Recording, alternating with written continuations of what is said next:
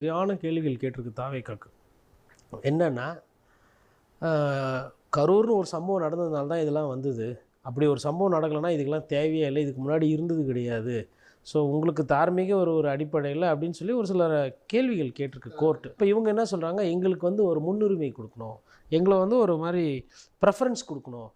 அவங்க என்ன சொல்கிறாங்கன்னா, ஒரு இடம் இருக்குன்னா 3 4 கட்சி அதே இடத்துல கூட்டம் போடணும். ஏன்னா தேர்தல் நெருங்க நாள் குறையும். நாள் குறையும் போது ஆளுகின்ற கட்சி, எதிர்க்கட்சி, இதுக்கு முன்னாடி ஆண்ட கட்சி, தேசிய கட்சி அவங்களாமும் கேட்கும்போது நாங்கள் வந்து தேர்தல் ஆணையம் எங்களுக்கு ஒரு ஒரு ரூல்ஸ் கொடுத்துருக்கு, ஒரு ஒரு ஒரு கோட்பாடு, இது பிரகாரம் செய்யுங்க இப்படி இப்படின்னு. அந்த கோட்பாடின் அடிப்படையில் பார்த்தா பெரிய கட்சிகள் ரெக்கக்னிஷன் வாங்கின கட்சிக்கு முன்னுரிமை கொடுங்க, பெரிய கட்சிகளுக்கு முன்னுரிமை கொடுங்க, சிறிய கட்சிகளுக்கு வந்து அது அந்த ப்ரையாரிட்டி லிஸ்ட்டில் அது கீழே தான் வரும் அப்படின்னு அவங்க ஒரு ப்ரையாரிட்டி லிஸ்ட்டு வச்சுருக்காங்க. நாங்கள் அது பிரகாரம் தான் போனோம். அதே சீரியல் நம்பர்லையுமே பார்த்திங்கன்னா வாக்காளர் பட்டியலில் பார்த்திங்கன்னா அங்கீகரிக்கப்பட்ட கட்சி பெரிய கட்சிகளோட பேர் மேலே இருக்கும், சிறிய கட்சிகள் சுயேட்சைகள் பேர் கீழே தான் இருக்கும். இதெல்லாம் வந்து பல வருடங்களாக ஃபாலோ பண்ணப்பட்டு வர ப்ரொசீஜர். இப்போ இவங்க என்ன கேட்குறாங்கன்னா, எங்களுக்கு அந்த ப்ரொசீஜரெல்லாம் மாற்றி கொடுங்க, எங்களுக்கு முன்னுரிமை கொடுங்க, நாங்கள் பெரிய கட்சின்னும் போது அப்போ அந்த கேள்வி வருது, எத்தனை தேர்தல் நீங்கள் நின்றுருக்கீங்க, உங்கள் வாக்கு சதவீதம் என்ன, நீங்கள் டெபாசிட் வாங்கியிருக்கீங்களா, உங்கள் கட்சிக்கு அங்கீகாரம் இருக்கா, இல்லை இது தேர்தல் ஆணையத்தால் நீங்கள் அங்கீகரிக்கப்பட்ட கட்சியா அப்படின்னு இந்த கேள்விகள்லாம் கேட்கும்போது அந்த கேள்விக்கு பதில் இல்லை. திருன்னு யோசிக்கிறாங்க, முழிக்கிறாங்க, என்ன சொல்கிறதுன்னு தெரியல. இப்போ கோர்ட்டில் இருக்குது, எல்லாரும் அந்த சிக்கலில் தானே பர்மிஷன் வாங்குறாங்க. உங்களுக்குன்னு தனியாக ரூல்ஸ் எழுத சொல்கிறீங்க. நீங்கள் ஒரு ரோட்டில் போனோன்னா தனியாக வந்து எங்களுக்கு க்ரீன் காரிடர் வேணும்னு கேட்குறீங்க. ஒரு கூட்டம் போடணுன்னா எங்களுக்கு இந்த மாதிரி இருக்கணும், இவ்வளோ இடம் இப்படி இப்படின்னு நீங்களாக உங்கள் ரூல்ஸு. ஊரில் என்ன இடம் இருக்கோ, ஆத்தங்கரை இருக்குன்னா ஆத்தங்கரை ஒதுக்கணுன்னா அங்கே என்ன இருக்கோ அதை தான் ஒதுக்க முடியும். நீங்கள் வரா மாதிரிலாம் வந்து மணலை கொட்டிலாம் பரப்பி பண்ண முடியாது இல்லையா? அப்போ அந்த யதார்த்தத்தை தாண்டினா ஒரு ஒரு ஒரு விஷயமாக தான் பார்க்குறேன். இப்போ மனு போட்டு நீங்கள் வாங்கிட்டீங்க, இப்போது யதார்த்தத்தை பேசுவோம். இப்போ மனு போட்டு ஒரு ஆர்டர் வாங்கிடுறாங்க, கோர்ட்டு ஆர்டர் கொடுத்துச்சு. இந்த கோர்ட்டு ஆர்டர் எடுத்துக்கிட்டு போயிட்டு நாளைக்கு வந்து கடலூரில் ஒரு கூட்டம் போடணும் அப்படின்ற அந்த இடத்துல ஃபஸ்ட்டு கடலூர் கலெக்டர் முடிவு பண்ணுவார், எப்படி கொடுக்கணும், ஏது கொடுக்கணும். நம்ம கடலூர் கலெக்டர் போய் சந்தேகப்பட முடியாது, இவர் திமுக ஆள், இவர் திமுக எஸ்பி, அரசுக்கு ஆதரவாக செயல்படுறாருன்னு. ஏன் அப்படின்னா பொதுமக்களோட அந்த உயிருக்கோ உத்தரவாதத்துக்கும் பொது உடைமைக்கு பொறுப்பு வந்து எஸ்பியும் கலெக்டரும் அங்கே லோக்கலில். அப்போ அதில் எதனா சிக்கல் வந்ததுன்னா நாளைக்கு கோர்ட் வந்து ஒரு சுயமோட்டோவாக ஒரு கேஸ் எடுத்ததுன்னா கலெக்டர் பாதிக்கப்படுவார். நீங்கள் 2 பேரும் அரசியல்வாதிகள், யாரும் திமுகவும் தாவேக்கவும் அரசியல்வாதிகள், மாறி மாறி குற்றஞ்சாட்டு போயிடுங்க. அதிகாரியாக பகடக்காயாக மாட்டணும். அப்போ அதிகாரிகளை பொறுத்தவரையில் என்ன பண்ணுவாங்கன்னா, ஒரு ரூல் இருக்குன்னா அந்த ரூலில் வந்து சட்டத்தில் இல்லை ஒரு செயலாக்க வடிவம் இருக்குன்னா அதில் சிக்கல் இல்லாமல் 100 விழுக்காடு இல்லை குறைந்தபட்சம் ஒரு 90 விழுக்காடு சரியாக போச்சுன்னா தான் நமக்கு சிக்கல் இல்லைன்னு தான் நினைப்பாங்க. அப்படி இருக்கும்போது அவங்க அந்த 30 நாள் டைம் கேட்குறதோ, மாற்று இடம் கேட்குறதோ, நீங்கள் என்னென்ன பண்ணி வச்சுருக்கீங்கன்னு கேட்குறதோ இயல்பு. நாம் தமிழர் கட்சி சீமான் கூட தான் திருச்சி போனார், 5 லட்சம் பேரை கூட்டினார், எந்த வித அசம்பாவம் இல்லாமல் கௌரவமாக ஒரு கூட்டத்தை போட்டு கொள்கையை பேசிட்டு அரசியல்வாதிகளெல்லாம் திட்டிட்டு விமர்சனம் பண்ணிட்டு தான் வந்திருக்கிறாரு. அவர் போன இடத்துல என்ன திமுகவை பாராட்டி பேசினாரா, இல்லை மோடிஜி வந்து சூப்பருன்னாரா, இல்லை காங்கிரஸ் கட்சி தலைக்கு மேலே தூக்கி வச்சுக்கிட்டாரா? எல்லாரையும் தானே விமர்சனம் பண்ணார். அதிமுகவை தான் ஊழல் கட்சின்னு சொல்லிட்டு வர்றாரு அவர். அப்போ அப்படி இருக்கும் பொழுது நமக்கு ஒண்டி இதெல்லாம் நடக்குது அப்படின்னு நீங்கள் நினைக்கிறீங்களா, அதுதான் பிரச்சனை. இது எல்லா கட்சிகளுக்கும் இருக்கிற ஒரு விஷயம்.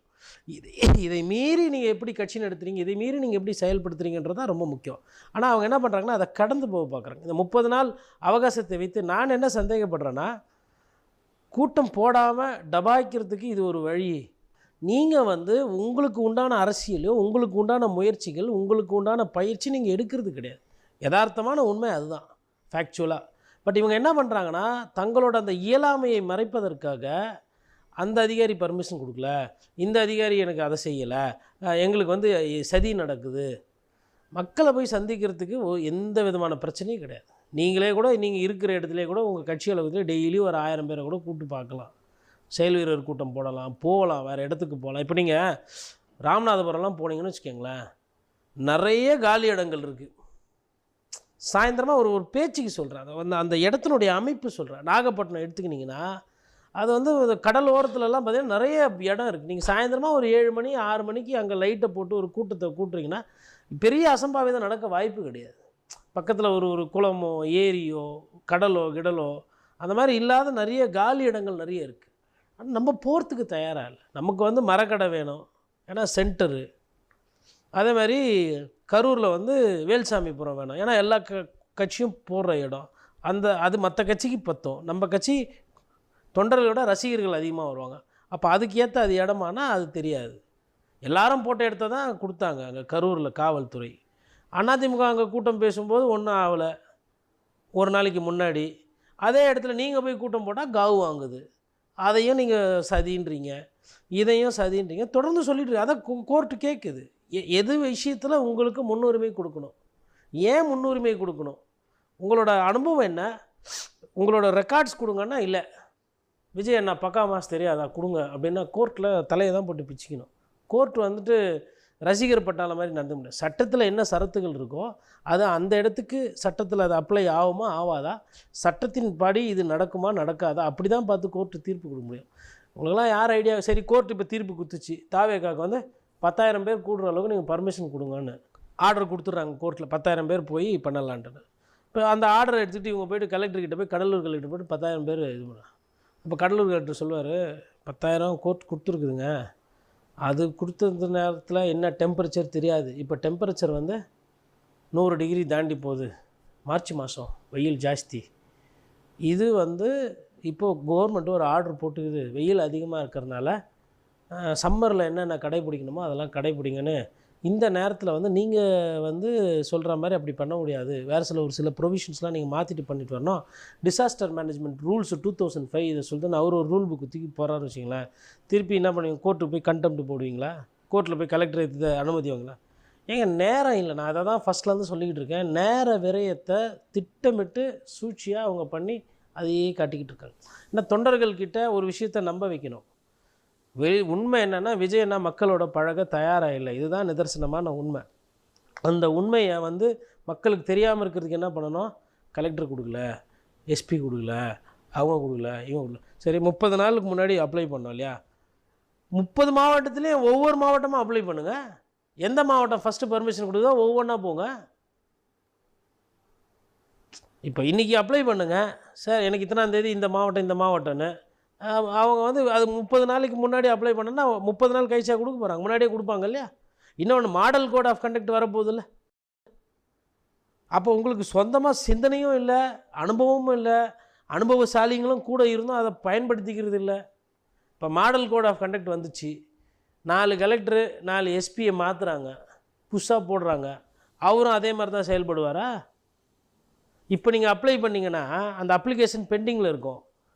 தேர்தல் ஆணையத்துக்கிட்ட போய் ஐயா இந்த மாதிரி நான் கூட்டம் பண்ணோம், அவங்களாம் போட்டுக்கிறாங்க, எனக்கு கூட்டம் இல்லைன்னு அங்கே அப்பீல் பண்ணி கேட்டு வாங்கி பண்ணலாம்ல. ஒன்று அரசியல் பண்ண தெரியணும், இல்லை தெரிஞ்சவங்கள கூட இருந்தால் அவங்கள கேட்டு புரிஞ்சுக்கணும். நான் அதையும் பண்ண மாட்டேன் இதையும் பண்ண மாட்டேன், இந்த சைடு ஆதவி இந்த சைடு புஷி ஆனந்து இதை வச்சுக்கிட்டே நான் இப்படியே பண்ணிக்கிட்டு இருப்பேன்னா என்ன இது? அவங்களோட வியூக வகுப்பாளர்னால் வெரி ஃபஸ்ட்டுங்க, பாவம் ஒன்றுமே தெரில. நான் என்னமோ நினச்சேன், அதாவது ஒரு விஜய் மாதிரி ஒரு நட்சத்திரம் அதை வச்சு கரெக்டாக அரசியல் பண்ண தெரியலன்னா என்ன வியூக வகுப்புன்றது தெரியல.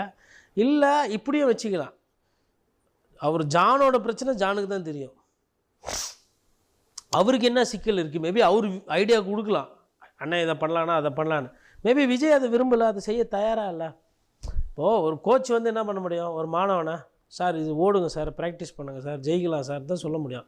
இல்லை நான் காலெல்லாம் எழுந்து ஓட மாட்டேன், கட்சியில் ஓடிக்கிறேன் அப்படின்னு சொல்லிட்டு வீட்லேயே உட்காந்துருந்தா என்ன பண்ண முடியும்? யார் பிரச்சனையும் தெரில, ஆனால் சேர்ந்த பார்க்கும்போது ரிசல்ட்டே இல்லை.